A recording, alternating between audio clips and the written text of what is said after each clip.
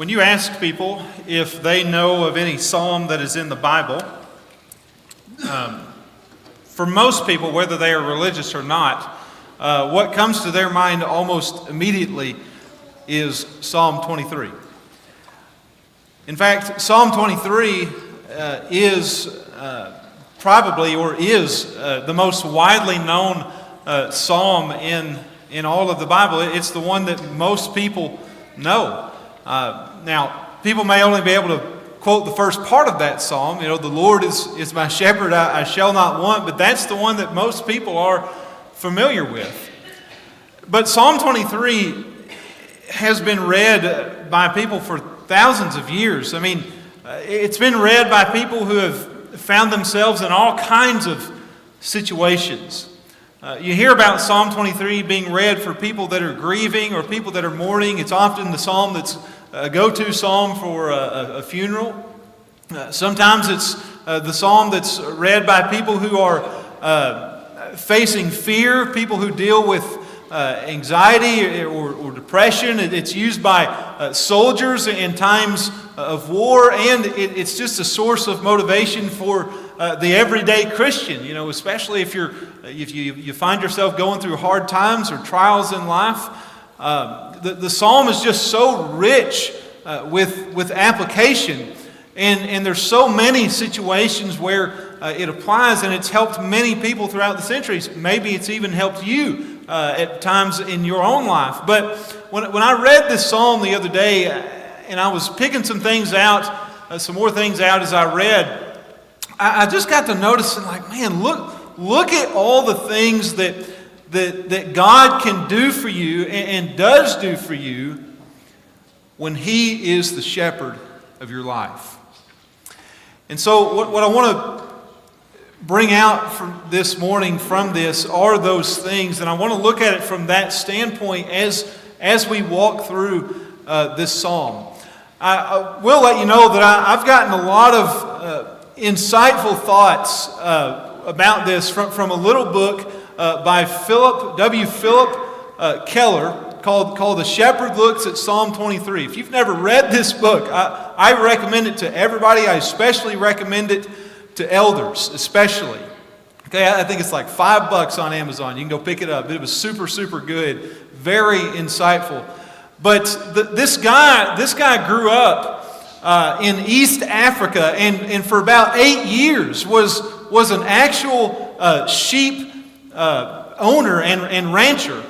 And as he put it, he has firsthand experience with every phase of sheep management. That's how he put it. But it was very enlightening for me to read, because here you have an actual shepherd bringing things to life, and the very things that he talks about in this book really helps to explain what David, a shepherd, is talking about in Psalm 23. Keller had referenced all of those things as a collection of shepherd insights into the well-known and loved but often misunderstood 23rd Psalm. And so there are some things in here that are really better said coming from him than me. I don't have experience in sheep management in all phases of that. So I do have a few quotes, a quote or two in here from him over those things. But in his introduction, he acknowledges that a lot of people they don't really have much experience with things such as livestock or land or crops or even wildlife, and because of how unfamiliar people are with those things, they tend to miss a lot of the truth that's spoken of in the Bible, especially when it pertains to sheep.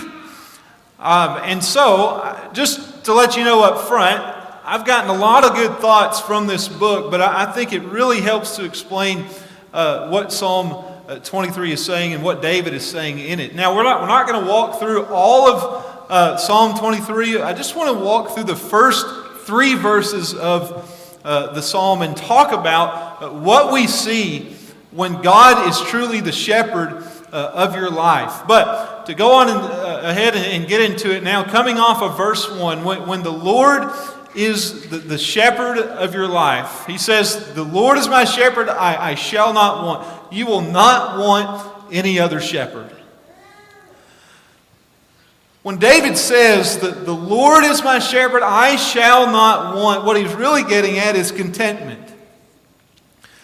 And he's talking about being completely satisfied with the Lord being his shepherd. The idea here being that the things he has, with placing the good shepherd in his pasture, is so good that he doesn't crave or desire anything more. You know, there are those that would think that this is, you know, when he says, I shall not want, that he's talking about material blessings, and you're not gonna want anymore. You're gonna have all that you need and all that you want if you make him your shepherd. But that's really not the idea. He's not talking about how he won't exactly be in need anymore. This isn't a prosperity gospel here, okay? And even he's also saying that, you know, it doesn't mean that if you make him your shepherd and the shepherd of your life, that, you know, there's no longer going to be hard times in your life anymore, or there's no longer going to be challenges. I mean, life does still bring, you know, struggles and challenges with it, even if God is in your life. So David is not saying that, but he is saying that since the Lord is his shepherd, he's completely satisfied and perfectly content that he doesn't want another. When you make the decision to be under the good shepherd's care, when you're content with putting him as the one who is going to lead you around and care for you and provide for you, you're not going to want to be under the care of any other shepherd. When you start letting God be the one shepherding your life, you start to realize how great that it is, and that nothing else could shepherd your life like he can. Everything is so much better in the Good Shepherd's pasture. But you know what's sad? What's sad is that even with the Lord being your shepherd, even having the best shepherd you could possibly have, sometimes people still want something more, don't they? That although the Lord might be their shepherd, they still crave things that are outside of his pasture. Doesn't that happen? Keller had talked about how he used to have a sheep that he referred to as a fence crawler. And there'd be some days where she would just walk up and down the fence line looking for an opening so that she could get over to the other side and then feed on that pasture. And he said it wasn't because she didn't have good pasturage to feed and graze on. She was just restless and discontent. And every now and then she would find her way through, but he said that she would wind up feeding on the bare, brown, and burned up pasture of a most inferior sort, he called it. And he said that she was a sheep who, in spite of all that I had done to give her the very best care, still wanted something else. Folks, I think it's possible that we could claim, the Lord is my shepherd, yet still want something on the other side of the fence. Sometimes we lose sight of what we have with the Good Shepherd and become restless and discontent, don't we? Sometimes we want things because, why? Because we're curious. We want to see what other things have to offer. I think there are times when we may start to look at maybe other people's pastures and the pasture that they're feeding on the other side of the fence. And sometimes we may even start crawling the fence looking for an opening to get over there. Sometimes that happens. And I think that's something that we just need to guard against. And remember, remember that we came over to the good pasture. The one that has the good shepherd in it. That's the pasture that we came over to. We left that burned up pasture. How could we still want anything to do with that? But when the Lord is truly the shepherd of your life, you're not going to want anything to do with it. You're not going to want, because you're going to be content with your life. I think about John chapter 10 when he talks about, or Jesus said he's the good shepherd. We ought to be completely content with Jesus being the good shepherd of our lives. I hope for most of us we can say that we are. Now, verse 2, you begin to see the reason for why you won't want anything else or any other shepherd. And it's because when the Lord is the shepherd of your life, you have you have provision and you have peace. He makes me lie down in green pastures. He leads me beside still waters.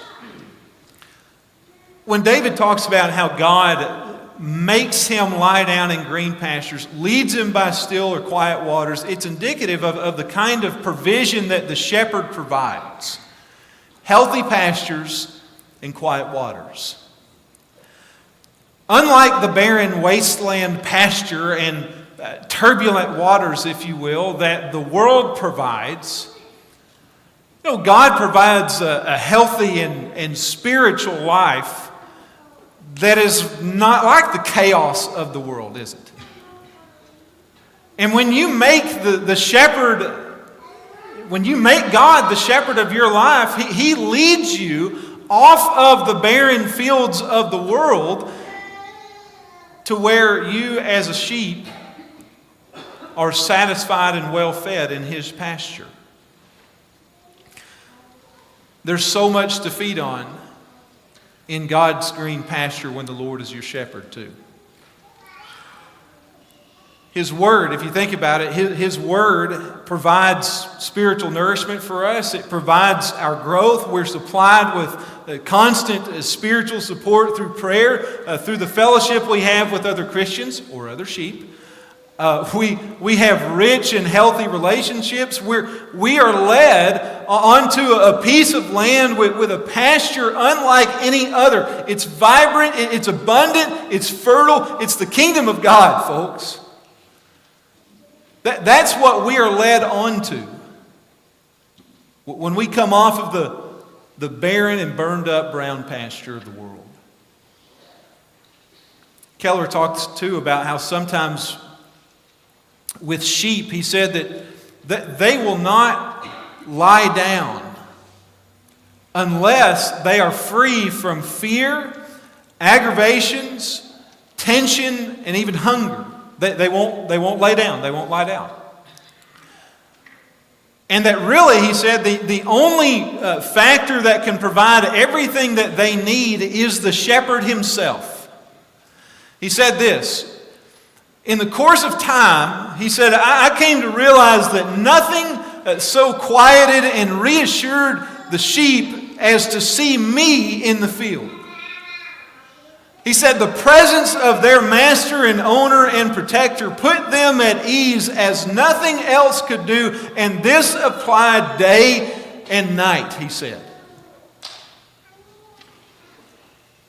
How does the Lord make you lie down in green pastures? Well, it's because of His presence in your life. When He is your shepherd, when His presence is in your pasture, He dispels things. He dispels fear. Fear that you might have of being alone, knowing that He's there and with you if you're a child of His. His presence drives out the fear of maybe the future, or the future, what the future might hold. Sometimes we don't know what life is going to bring to us. We don't know what lies in store for us sometimes. But when we have the Lord in our life, when He is our shepherd, we're able to keep going. And we don't walk with fear. What do we walk by? We walk by faith because God is our shepherd. Sometimes people may even ask the question, well, how can you deal with such a tragedy in your life? How do you deal with that? How do you handle somebody that's close to you that's passed away? Or how can you deal with the trials that you go through in life? How do you deal with that diagnosis that you've received? Or how do you even handle, whenever your child is really, really sick and you deal with all of that anxiety? How do you deal with that? And the answer is because He is my shepherd and He makes me lie down. That's how. That's how it happens. And He leads me beside quiet and still waters. When His presence is in your life, it makes all the difference. It makes all the difference.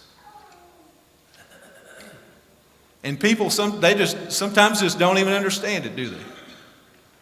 Sometimes people don't understand. They don't understand how we could be so calm in situations, right? And they think we ought to be having some kind of crisis or some kind of a meltdown. They don't understand that peace that we have because it surpasses understanding, doesn't it? It does. His presence in the picture, it quiets us. It reassures us. It puts us at ease. It makes a difference in our behavior. But you do still have to consider that, yes, He can make you lie down in green pastures. Yes, He can lead you beside quiet waters, but you do still have to be willing to be led, don't you? Yeah, you do. None of it works. None of it happens that way if the Lord isn't your shepherd. None of it works if you don't let the Lord lead you to the right places. If you're too prideful to be led, if you insist on doing your own thing and being your own shepherd of your life and trying to find maybe your own pastures and water to drink from, you're not going to get the provision that you truly need for your life. And you might even wind up drinking contaminated water. He talked about that too, about how sheep sometimes they drink water that's contaminated and they become riddled with parasites and diseases that are destructive to them, can even kill them. Well, so could we, so could you. If you aren't led by the right shepherd to the right water source, you could wind up drinking contaminated water that's destructive to you. I'm talking about the things of the world, I hope you understand. In fact, it could even lead to your death. But when you allow yourself to be led by the shepherd, folks, we're talking about a daily spiritual provision and peace that only the good shepherd can provide for you in your life. Only He can provide that. Nothing else in this world can provide what the good shepherd can provide for you. Lastly, when God is the shepherd of your life, you have restoration and direction.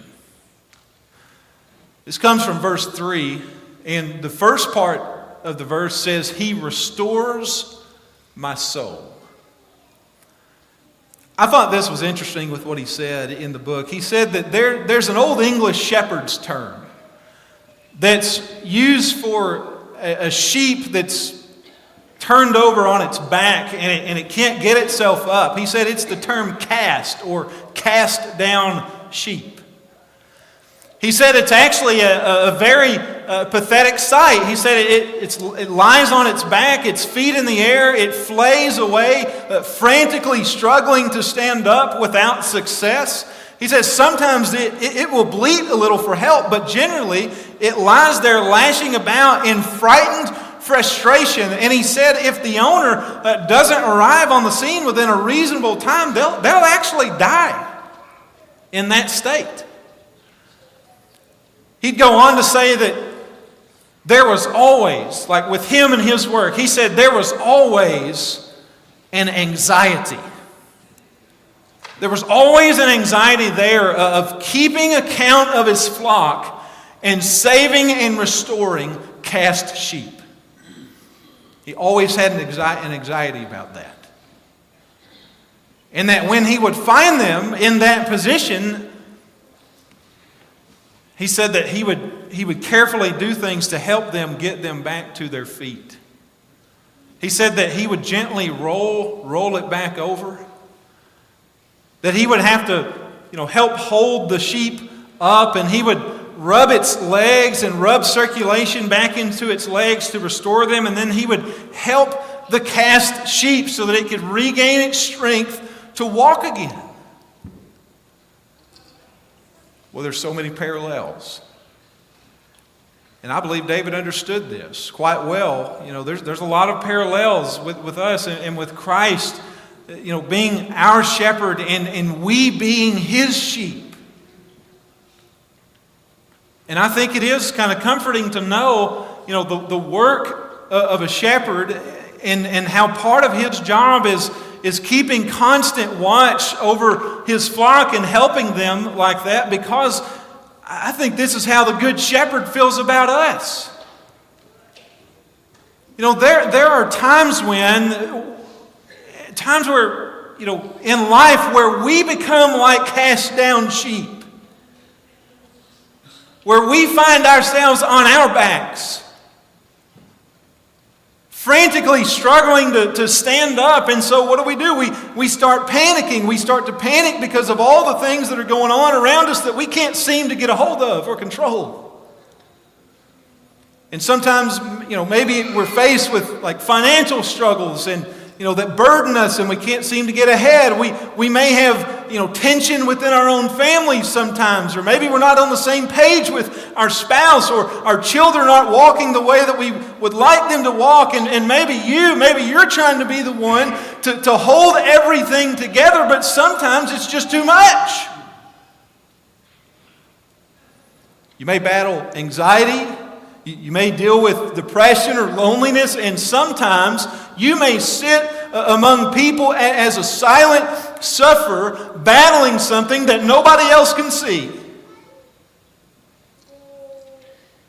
Even worse,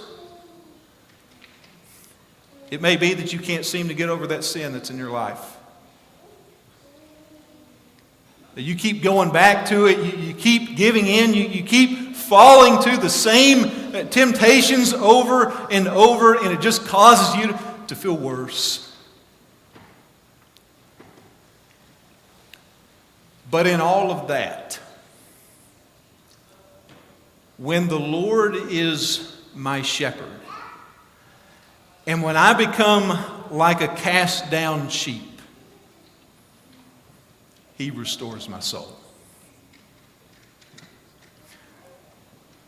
How does he restore? Well, through prayer. Through prayer, whenever we are panicking, the Lord can kind of gently roll us back over and provide us with peace. When we go to his word,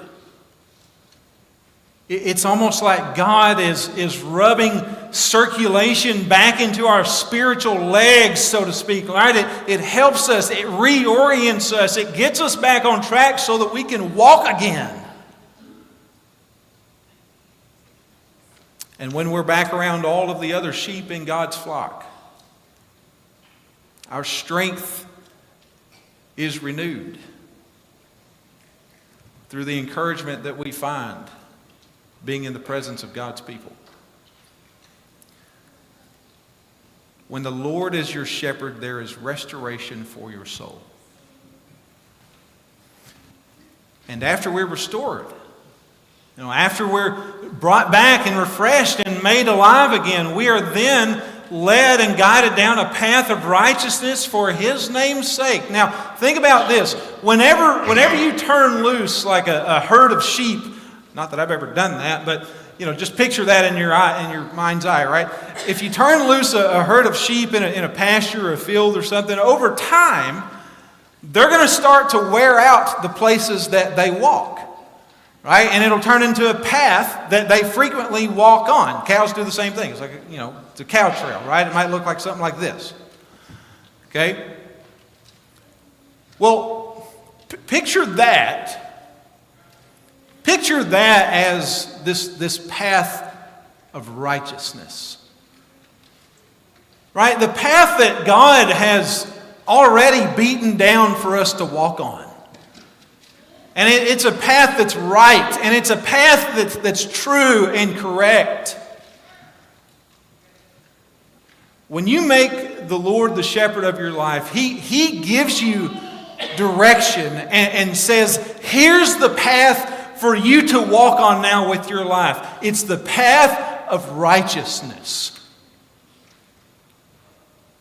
Now, for some of us in here, there was probably a time when we lived without the Lord being our shepherd.